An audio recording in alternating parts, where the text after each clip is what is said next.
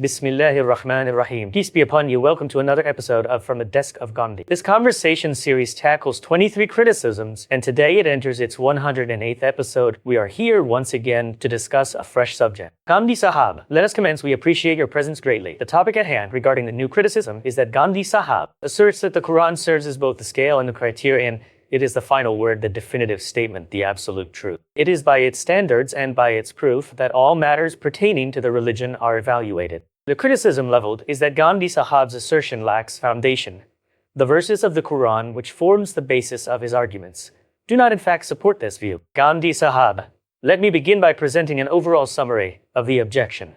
It is argued that the Quran neither acts as a criterion, nor is the criterion recognized among the Quran's various appellations, nor is it an attribute of the Quran. In short, it is not a criterion at all when it comes to revelation. As for the verse that you have relied upon, it is contended that scholars have identified 55 different names and characteristics of the Quran in their texts, and none of which include the criterion as a trait. Furthermore, it is mentioned that within the Muslim community, the esteemed and reliable interpretive commentaries and the great scholars have all of them taken Meezan to mean a scale, or something which establishes justice. The criterion hasn't been interpreted as Quran's attribute. Similarly, concerning the term, the distinguisher, it is noted that the verses where the Quran is termed Furqan do not pertain to the Quran itself, but rather to the entire process of revelation. It is also argued that the Quran is not distinguisher when it comes to all aspects of the religion, but could perhaps be so in matters of belief or doctrine. Ghamdi Sahib, let us begin. Your position and your assertion is that the Quran is the final judge, criterion, and true witness upon previous revelations. It is claimed that this assertion is unfounded. What inspired you to adopt this viewpoint? I had never imagined a time would come when I would need to argue that the Quran, which is God's book, a text established as the definitive proof of God's truth till Judgment Day, whether it stands as the ultimate authoritative reference for us or not. God has sent us to this world. Then, after having placed us in the world, He has provided us with two forms of enlightenment for the sake of our guidance. The first being that He has embedded the guidance within our nature, revealed it to us, instilled within us the discernment of right from wrong, which forms the foundation of religion, and also instilled a recognition of the divine. All this was done during the primal covenant between man and God. Secondly, He has informed us that He has, so as to take this guidance which is embedded within us, to explain it in detail, and to conclusively establish His truth before us, He began sending messengers. What is the purpose behind sending such a series of messengers? What do these messengers do upon their arrival? What do they give the world? And ultimately, what end do we arrive at through their teachings? This is the main theme of the Quran. Here the issue is not about one or a few verses, but rather it concerns the core theme of the Quran. So let us first of all understand, what purpose does the Quran declare for the appointment of prophets? And when a book is revealed to those prophets, what purpose is it meant to serve? Okay. This primary point should be clarified first, isn't it? The Quran is one among the divine scriptures. Although it is the last scripture, it is not the sole scripture from God. We know that the Torah was given to Moses, the Psalms to David, the Gospels were sent to Jesus. In fact, beyond this, we also know that many messengers had, besides this, been bestowed with several scriptures. Thus, God has sent messengers too, and along with them, He has revealed the scriptures and books as well. We are aware of this. Why has He done this? What was His objective? Clearly for this, only when we have first understood this broader scheme of Allah, only then can the question arise about the status of the Quran. God addresses this in Surah Baqarah. When I wrote the chapter entitled The True Religion in my book Meezan, in it I have clarified all the aspects upon which the understanding of God's religion depends. This has been made the topic there as well. There, I have explained the objectives that God had in mind in view of which He sent messengers, and the objectives He had in mind for revealing the scriptures. This is such a crucial matter, that without its understanding, not a single step towards comprehending the religion can be made. Take an example.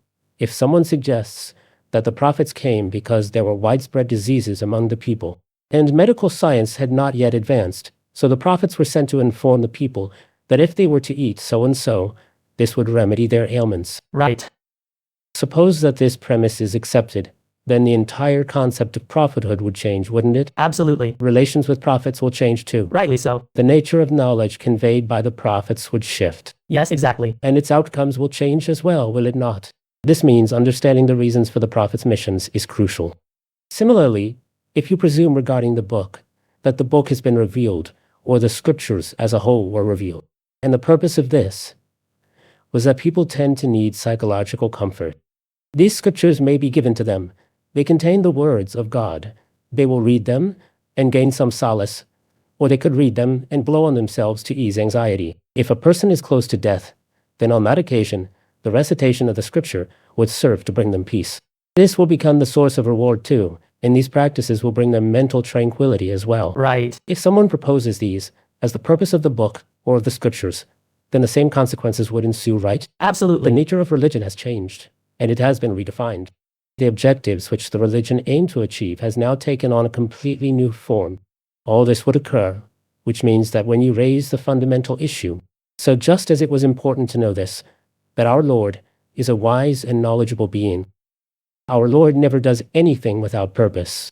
He always considers the objective and wisdom behind everything before he issues an order, before he issues a command, and he again and again emphasizes that the operation of the entire universe is purposeful. Right. And just as it was essential to know the essence of humans, what's our nature? Are we merely animals among animals, or do we possess another identity? That identity, which manifests in us in the form of our sense of beauty, that identity that instills a moral sense in us. Are these attributes acquired through our experiences in the world after birth, or are they inherent parts of our nature?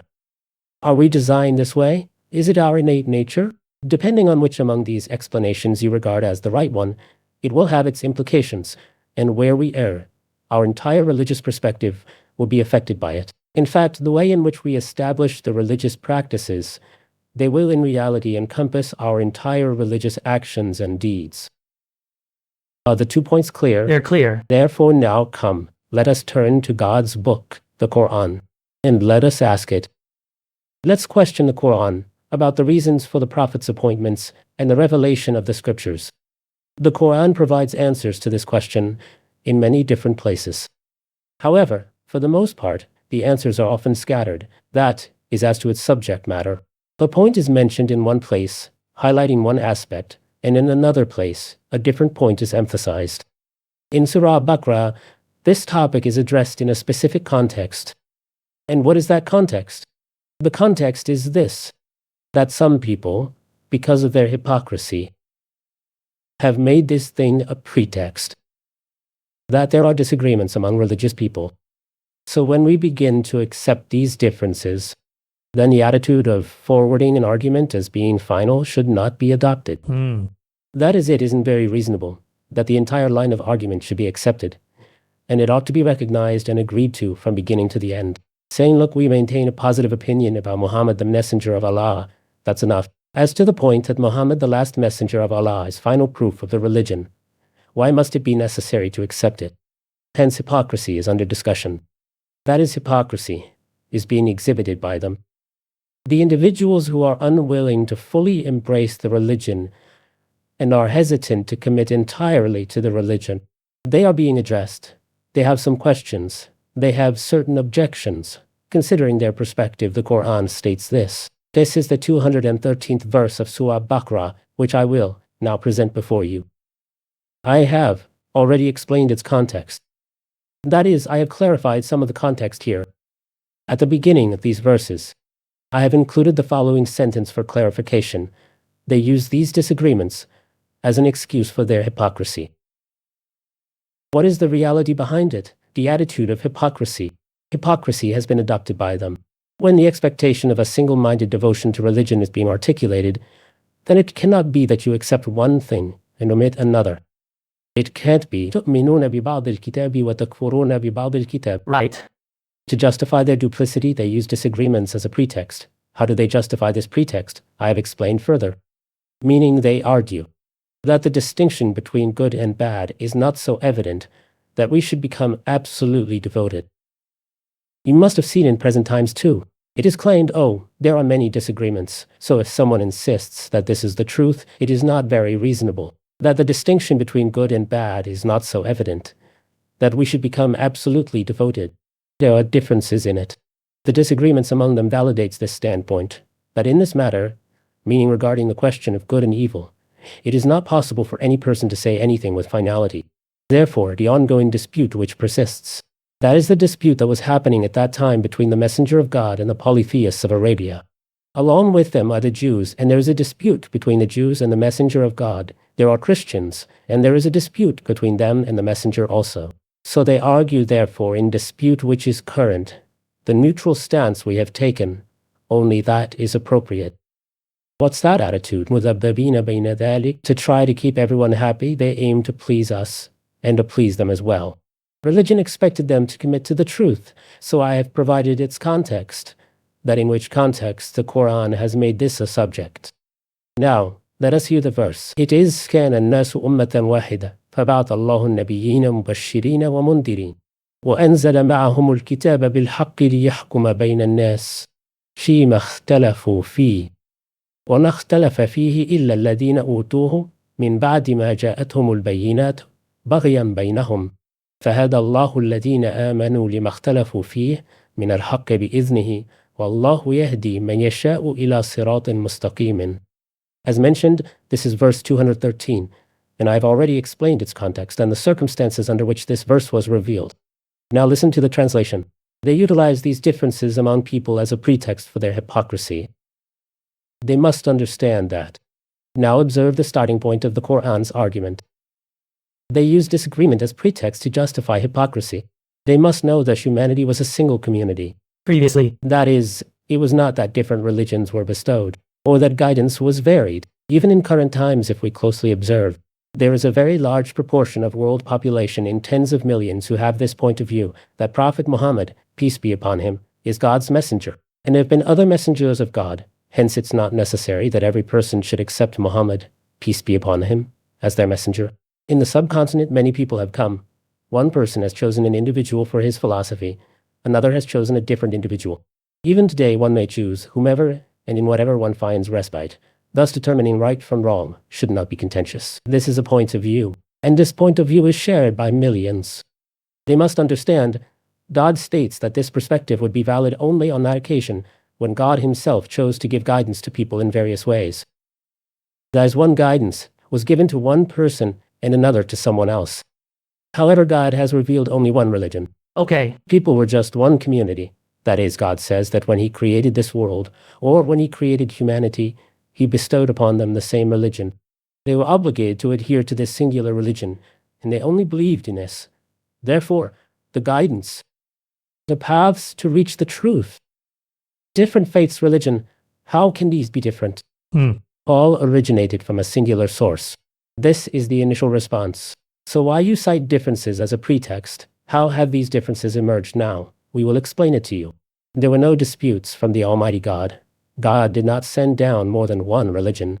This point is further detailed in Ali Imran. Inna ad-deena inda Allahi al-Islam. For God, there has always been just one religion, and that religion is Islam. This has been its name, and has been God's religion. They should know that mankind was one nation. Is the meaning of a single nation clear? Meaning they were followers of one religion. Then difference arose among them. Then what happened? What happened is that since humans possess the capacity for thought and reason, they have extraordinary powers within themselves. These powers manifest and evolve when, with time, they be practicable. And then differences arise within them. Differences arise in understanding of things. Differences arise in their application. Differences arise in their essence. Humans possess vast imaginative capabilities which by itself might prompt them to devise their own metaphysical conceptions, as a result of which disagreements started to arise. okay, It was clarified that the origin of disagreements was not the creator of the universe. Disagreements emerged on the part of human beings. When disagreements surfaced, then it was said God sent prophets. Now God initiated the chain of prophethood that is based on the teachings given to Adam, peace be upon him. Humans had been living their lives with them. So disagreements arose now the prophets were sent. Then after that, the purpose of sending prophets was explained. فَبَعَثَ اللَّهُ النَّبِيِّينَ مُبَشِّرِينَ وَمُنذِرِينَ. The discussion started from disagreements, but the reason for prophets was entirely different. That is, the prophets were sent. What did they come to do? They came so that they may stand among their people, to stand among their nations and bring them glad tidings and issue warnings. To warn them means that they may caution, that if they do not adhere strictly to God's guidance, if they do not fulfill God's intentions, and if they ignore the instructions given by Him, if they deviate from the guidance ingrained within, if they alter the standards of good and evil, then as a result of it, they will be held responsible. This was the warning. And if you heed our words, learn the correct teachings, the teachings aligns with nature. We are detailing the very same religion which was embedded within you. If you accept this, then the glad tidings of paradise and of inheriting the eternal kingdom will be the consequence. Okay. Thus the Prophet's objectives was clarified, or their purpose was stated, that they may stand among mankind, and they may give glad tidings, and they may issue warnings. Glad tidings of heaven, and warnings of being held to account before Almighty God, so that it does not happen that they find themselves unsuccessful when facing God on Judgment Day, so they may warn them. Now hear what follows. It was said, وَأَنزَلَ مَعَهُمُ الْكِتَابِ. Weren't these the question I raised? Yes. We must examine, now that God has conveyed the religion to us. So if the prophets have come, why have they come? What's the aim? What's the aim? When God explains the purpose of everything and wisdom behind everything, so has He explained this too? Or did He simply say that I have appointed messengers as part of my plan? You cannot question me about it? No, He gave clear the reasons for sending His prophets. After that, وَأَنزَلَ مَعَهُمُ الْكِتَابِ, and alongside sending prophets, we revealed the book. That is, either a new scripture was given to every prophet, or the existing scripture was deemed sufficient for them as well. The expression is suitable for both cases. وَأَنزَلَ مَعَهُمُ الْكِتَابَ بِالْحَقِّ. And now, see along with them. In what capacity was the scripture sent? As a decisive truth. This was the first point. He sent the scripture as a decisive truth, bil-haqq. Truth and falsehood are to be decided. It is to be discerned what is religion and what is not, what is right and what is wrong. Thus, the first characteristic of the scripture stated is that it arrives with the truth. What does that imply? That is, it arrives as a decisive statement. It comes as conclusive evidence. And after that, if any confusion remains, observe how it is resolved. لِيَحْكُمَ بَيْنَ النَّاسِ فِيمَا اخْتَلَفُوا فِيهِ. Because of the disagreements between them. This was the reason, right? Thus, prophets were sent to warn people, to awaken them, offer glad tidings. And scriptures were revealed because they were revealed with a decisive statement, so that these scriptures may adjudicate the disagreements among people. Okay. Here, there is no mention of the Quran, nor any debate about the criterion, nor is there a discussion about Furqan, nor issue of interpretation. Here, the statement that is made is unequivocally clear, and there is no room for alternative interpretations of any kind. لِيَحْكُمَ بَيْنَ النَّاسِ فِيمَا اخْتَلَفُوا فِيهِ. He sent down scriptures, so that what could these scriptures serve as for disagreements among people? A decisive truth. Thus the Quran is a judge, the Torah is a judge, the Gospel is a judge, and each and every scripture of God has been revealed with this status, that they act as judges. Of what? فِيمَا اخْتَلَفُوا فِيهِ. Of those things in which people have differences. Okay. Do these verses require explanation or clarification? Is there a need to consult an interpreter or reference an exegetical commentary for understanding? It is stating its message with such clearness that there's absolutely no room for doubt. That is, the discussion starts here, that the core issue in this world has been that people have become divergent in opinion in religious matters. God begins by stating that although He sent only one religion, had there been no disagreements among people, and there was no need to warn them, there was no need to awaken them, then there would be no prophets, nor would any scripture be revealed. Thus I dispatched the prophets because individuals were ensconced in ignorance, and they were to alert them and awaken them from their inertia. He revealed the scriptures to them for this very purpose, that they may resolve such differences. So here, God Almighty has elucidated the role of all His scriptures. What was stated next? It is asserted. Those who were the recipients, they also became disputants with regard to them, despite the fact that clear evidences had been presented to them. Meaning the scriptures were primarily sent to humanity to reconcile their differences. Yet the people failed to leverage this immense boon from God. And they, despite being presented with rational arguments and the unequivocal truth of Allah, chose to dissent thereafter. So a quandary arises when the scriptures were unveiled, when God's guidance was delivered, and their purpose was to rectify the divergences among the populace. Why then did disputes persist? The scriptures exist, yet discord remains. Can it be so? It was affirmed that no, the explanation given was solely due to internal strife among them. I see. What is the reason for the disagreement? The Quran's words are بَغْيًا بَيْنَهُمْ, arising from mere quarrel among themselves. Thus it is clarified that this backdrop underscores the disputes. You cite disputes as a pretext? The disagreements have arisen precisely because the people have embraced arrogance. They've become conceited, not because discord is inherent in religion. Only two things could be posited, couldn't it? That it was the divine intent to engender diversity. Hence, he provided one kind of guidance via a prophet, a sage, or a saint, and then alternatively a different one through another. It was clarified that only one guidance was given, just one religion was given. On my part, it began from the same place. There was no difference at all. What was the other aspect? That Allah revealed the scriptures. Did the scriptures then resolve the disputes? The response was that scriptures were dispatched to mediate differences. You didn't do it. Their purpose was precisely this. You didn't. And why did you not?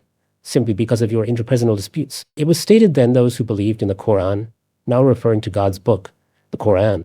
Then, those who believed in the Quran, God has, by His will, guided them regarding the truth, over which they had disputes. Okay. They too were descendants of Ismail. Those who were given the Quran, they had numerous prior disputes among themselves. They had strayed away from Abraham's religion. They had embraced idolatry. Similarly, when the Quran addresses the Jews, their situation was identical. It was said they are the believers of Quran, meaning those who are now Muslims. Obviously, the idolaters of Arabia, the Jews, the Christians, have also converted to Islam. So those who are the adherents of the Quran, God has, by His grace, guided them regarding the truth over which they had disputes. So even now, why was the Quran revealed, and why did the Prophet arrive? To navigate and resolve disputes. And God guides by His laws whomever He wills to the straight path. Thus it is clarified that God's path is the true path. God has provided guidance for people to find the right way. It is people who misinterpret this and introduce distortions. This leads to disagreements. The root of these disputes are interpersonal conflicts. The conceit among the people. They view and listen to things through the lens of their ego. They fail to transcend their biases, which results in the emergence of disputes. Yet, God has already devised the means to reconcile these disputes. And what are they? It is not merely the appointment of messengers.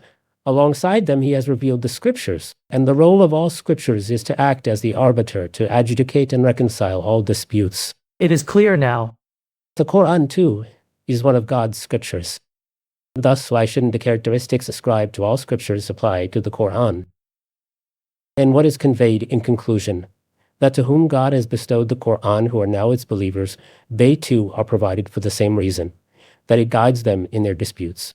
Thus it will also guide the believers of the Quran. Now you tell me that God Almighty has stated this whole thing, delineated it from the beginning to the end. It has been stated from every aspect. We articulate it in the context of disputes that the Quran must serve as the judge, and the discussion here revolves around disagreements. God be glorified. That is those people who have accepted the messenger, who yet adopt a critical stance. That is, they do not fully embrace the prophet as God's prophet. They do not wholly accept the religion. They do not fully meet religion's expectations. They are being discussed. Not just monotheism or polytheism is debated. Those people are under scrutiny. The expectations religion has from them, in response to which they argue that disputes occur. Why insist so much on a single-minded devotion toward the whole religion, keeping each and everything in view? The Quran has responded to these points. I wish you to hear its translation once more, so it becomes clear that I have no need for any other verse to substantiate my point. The Almighty God has so eloquently articulated this point. Listen again. They leverage differences among people as an excuse for their hypocrisy. They must realize that I have clarified this. The backdrop is outlined.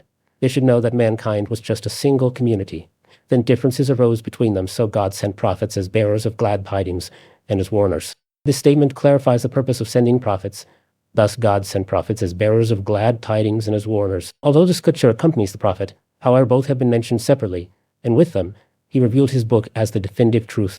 That is, as a clear and decisive statement, so that it may mediate among the people in their disputes. Those who were its recipients, they were also the disputants, even after clear signs had been presented to them, solely due to internal strife among themselves. Then those who believed in the Quran, God guided them by his grace to the truth over which they had disputes, and God guides whomsoever he wills, according to his law, to the straight path. Subhanallah. Each and every point has been elaborated here, following this declaration by God Almighty, if anyone wants to dispute, that God's scriptures are not the decisive truth, that God's scriptures are not the final verdict about good and evil, that God's scriptures are not the arbiters in all our disputes, then tell me, what in the world could possibly convince them? This verse cannot. And what have I stated that diverges from this? Has anything different been said? If this premise is genuinely transparent, and this principle is definitively established, and God Almighty has explicated his rationale, and he has said, what has happened?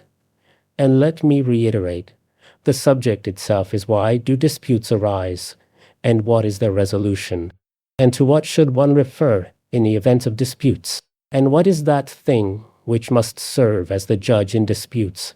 What more have I stated than this throughout my life? Nothing. Or the scholars of the Fara'i school have stated, they repeatedly say, don't they, that regardless of the dispute, whether it concerns a narration or any ancient texts, if it concerns a religious concept, or concerns Islamic mysticism, or about Islamic jurisprudence, what rules over them all? God's book. Nothing other than this has been stated. What I have articulated here, isn't it explicitly expressed here? Hasn't each and every point been made clear? After articulating this, now observe what is stated about the Quran itself. That is here, a general principle is stated. It applies to all scriptures, that this is why all scriptures were revealed. Now after this, what has especially been stated about the Quran? So it becomes evident that now the divine book preserved in its most authentic form is solely the Quran. The verse that must be primarily considered here is another designation of the Quran. Yes. And what is that? That designation is Furqan. Observe now that an entire surah in the Quran bears this name. The Quran has identified itself with this very appellation. What are the words? The words are تَبَارَكَ الَّذِي نَزَّلَ الْفُرْقَانَ عَلَى عَبْدِهِ. That is, blessed is that being who sent down this distinguisher to his servant. That is to say, where the term Quran was to be used, in that very place, another term has been utilized, al-Furqan. Right. This marks the commencement of Surah Furqan. This is the first verse. That is, the Quran is Furqan, and every scripture revealed by God Almighty is Furqan. That is, when the Torah was revealed before the Quran, it too was Furqan. So the Quran has labeled it as such. Similarly, the Quran's name is also Furqan. What does Furqan mean? When we say the Quran is Furqan, what does it entail? In this context, I don't need to offer my own explanation. I will present before you an excerpt from the writings of Ibn Kathir, our highly esteemed exegete. This is Surah Furqan. I've said this is the first verse. تَبَارَكَ الَّذِي نَزَّلَ الْفُرْقَانَ عَلَى عَبْدِهِ لِيَكُونَ لِلْعَالَمِينَ نَذِيرًا. Blessed is the being who has sent down this criterion to his servant, so that he may be a warner to the inhabitants of the world. The intriguing aspect is that here the Prophet is termed warner. And what was he called there? مُبَشِّرِينَ وَمُنْدِرِينَ. And what has been bestowed upon him? Al-Furqan. So what is Al-Furqan? He writes, for the sake of clarification, وَلِهَذَا سَمَّاهُ هَاهُنَا الْفُرْقَانِ. That is, explaining the background and the reason, and then states, hence it has been termed Furqan. Why? لأنه يفرق بين الحق والباطل والهدى والضلال والغي والرشد والحلال والحرام. This designation was bestowed, so it differentiates between truth and falsehood, distinguishes between guidance and misguidance. This distinguishes between deviation and the right path, and between permissible and forbidden. Everything's included here. Thus, everything is covered. Therefore, it was stated that this is why it was named Al-Furqan. This name was given by God Almighty. Its presentation is thus highlighted in the opening verse of a surah of the Quran. Indeed, nothing novel has been articulated here. The same concept that had previously been outlined in verse 213 of Surah Baqarah, God Almighty reiterates, so as to convey the entire notion anew. Upon reflection, it's evident that the same message regarding the Quran has been conveyed. That is the supreme and gracious entity who bestowed the scripture, which is the separator of truth from falsehood. The criterion has been bestowed so as to empower God's chosen messenger with the scripture to serve as a herald for all of humanity. Right. Thus, when God's emissary serves as a herald to all peoples, and as they present their disputes, then who shall adjudicate those disputes? This Furqan. Hence the Quran was thus named Al-Furqan. When you name a person or a book in this way, by its defining qualities, it suggests that their whole essence is encapsulated within that name. For instance, the Quran refers to itself as Az-Zikr. What does it mean? A reminder. Thus, every verse of the Quran is a reminder. A reminder in every sense. A reminder in every sense. Thus, when the Quran mentions itself, just as it uses the term Al-Furqan, it similarly employs the term Az-Zikr. You will recall where the Quran has declared its revelation has been ensured by God Almighty, and its preservation is His responsibility. What was the terminology? Inna nahnu nazzalna dhikra wa inna lahu lahafidhun. Note the term Quran is not used here. The whole Quran is referred to as Dhikr. So As-Zikr is also among the names of the Quran, signifying it is entirely from beginning to end a reminder. Al-Furqan is another designation for the Quran.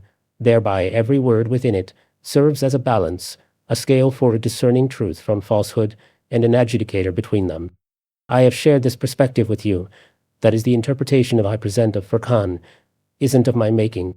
It's derived from Ibn Kathir's writings. He is among the highly esteemed Muslim exegetes, and he is such an exegete about whom there is no dispute concerning his stature.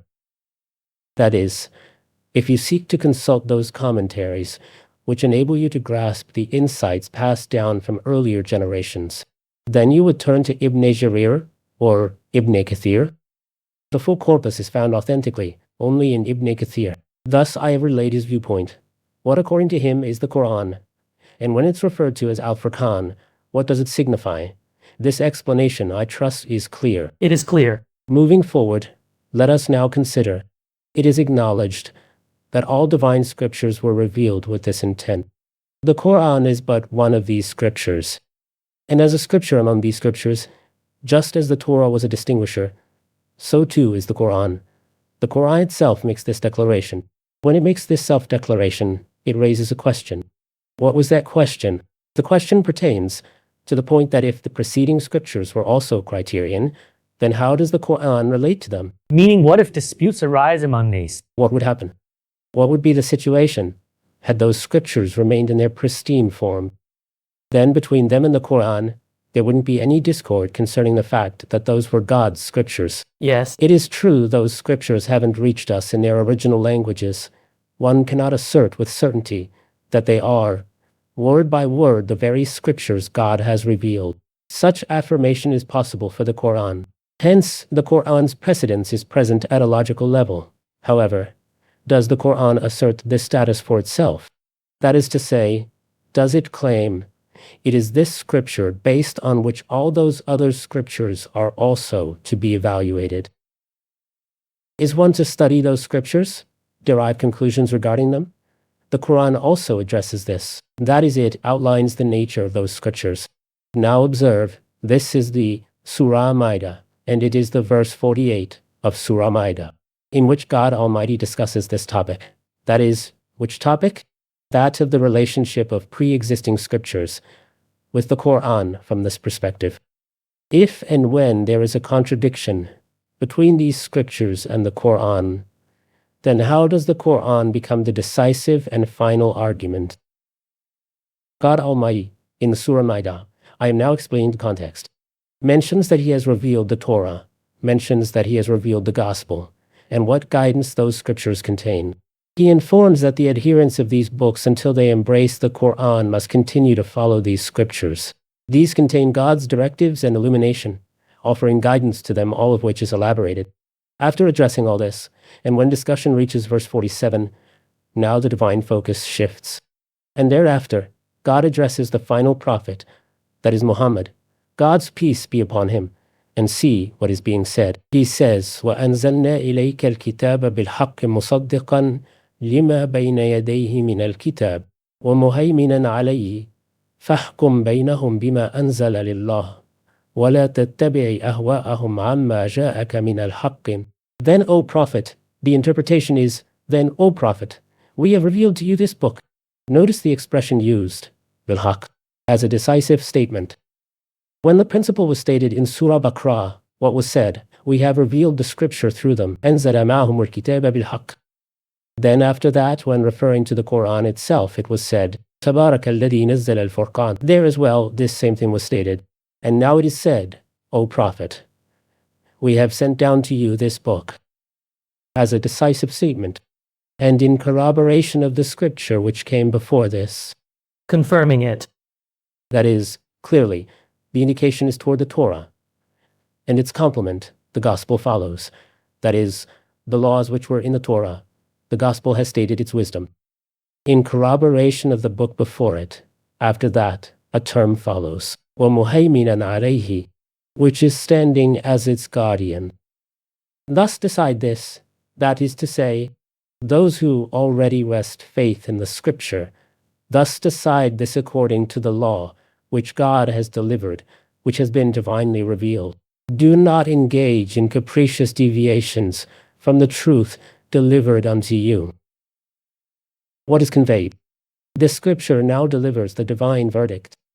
Now, decisions will no longer be based on human desires. Judgments will now be based upon this scripture. If previous instructions were followed by some, then those were once divine orders as well. But now that this scripture has been bestowed upon you, so now it mandates your adherence to it for every one of your judgments. Muhaymin is the term used as I have previously mentioned. What was said earlier? Earlier, it was clearly said that the book has been revealed because لِيَحْكُمَ بَيْنَ النَّاسِ فِيمَا اخْتَلَفُوا فِيهِ. They arrive with the definitive truth, and it is their very purpose to reconcile your differences. Subsequently, by employing the term Furqan for the Quran, it echoes the same truth. After that, a question arose, that now, what is its relation to other scriptures? What is the term used for this now, Muhaymin? And it signifies that the Quran not only acts as a criterion, a judge, other scriptures of Allah have had the same status. It is still present in its current state, which scripture holds the ultimate authority. Muhaymin is the term answering this. What does it mean? Let's examine further. This is Ibn Kathir. This is his great commentary on the Quran. In this, he is clarifying in what sense the Quran has been called Muhaymin. And you know this, and I have also mentioned it, that he mentions the interpretation of the past, those which have been handed down of the Prophet and his followers of earlier scholars, which he routinely collects. So he has here mentioned the Prophet and many of his followers, and among them, especially Abdullah ibn Abbas. He is acknowledged as a profound scholar and a great interpreter of the Quran. He states that, what does Muhaymin mean? Ibn Abbas is explaining, and Ibn Kathir reports. He asks, what is Muhaymin? Muhayminun al-Amin. What is the Quran? It is a guardian of all divine knowledge, all which God has given in the scripture. Muhayminun alayhi, overseeing the chain of divine revelations. It is the Muhaymin on them. What does he say next? Al-Qur'anu aminun ala kulli kitabin qablahu. So this defines the Quran's unique status as stated in Surah Maida, verse 48. And what is that status? That is in Ayah 48 of Surah Maida. The Quran now oversees all previously revealed scriptures. Ibn Jarir reflects on these narrations from notable successors of the Prophet's companions. Who are they? Ikrimah, Sa'id ibn Jubayr, Muhammad ibn Ka'b. They are Atiyah, Mujahid, Al-Hasan al-Basri, Qatada, Ata, As-Suddi. That is all the great scholars among the followers of the companions say this. Keeping all these in view, Ibn Jarir is now stating its purport. And what? Al-Quran أمين على الكتب المتقدمة قبله. The Quran is a guardian over all scriptures revealed before it.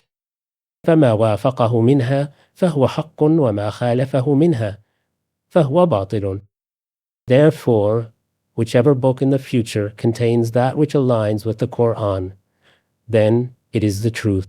And if it contradicts it, then it is falsehood. Is this clarified? It's clear. It signifies that the Quran, compared to earlier scriptures, if brought into question, as those scriptures were also criteria. So just as previous scripture was a distinguisher in matters of truth, this too is a distinguisher.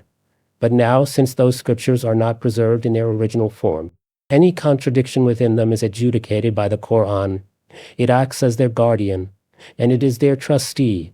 It is their guardian. Al-Qur'anu aminun ala al-kutubi al-mutaqaddimati qablahu. The Quran is a guardian over all previously revealed books, and it is also clarified what guardianship means. فَمَا وَافَقَهُ مِنْهَا فَهُوَ حَقٌّ.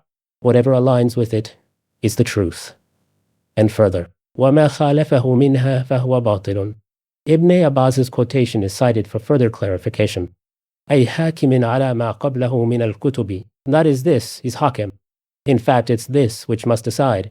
Hakim means decisive authority, and further comments. وَهَذِهِ الْأَقْوَالُ كُلُّهَا مُتَقَارِبَةُ الْمَعْنَى. That is, all these words, which have been adopted by Ibn Abbas or by other scholars, whether it is trustee, witness, or judge, convey a unified meaning. فَإِنَّ إِسْمَ الْمُهِمِّينَ. For the reason that the noun that is used, that is, Muhaymin, يتزمن هذا كله. It in fact encompasses all these aspects within itself. فهو أمين وشاهد وحاكم على كل كتاب قبله. Therefore, this makes the Quran a trustee, a witness, and ultimate judge over all scriptures. This interpretation of Muhaymin by Ibn Kathir. And it is also replied to your question that the remaining books, the divine books, they were also Furqan. So what is their relationship with the Quran? And this ensures that the Quran will similarly adjudicate any disputes which may arise, including the disputes which may arise in earlier scriptures. Ghamdi Sahib, the Quran is a balanced the criterion guardian, judge the final word and the definitive truth. Your claim and explanations continue to be discussed, though time now constrains us. In the next session, we will explore further how the Quran describes itself with other names, and how these highlight its status, addressing objections raised against these verses. Our time is up now. Thank you very much for your insights thus far.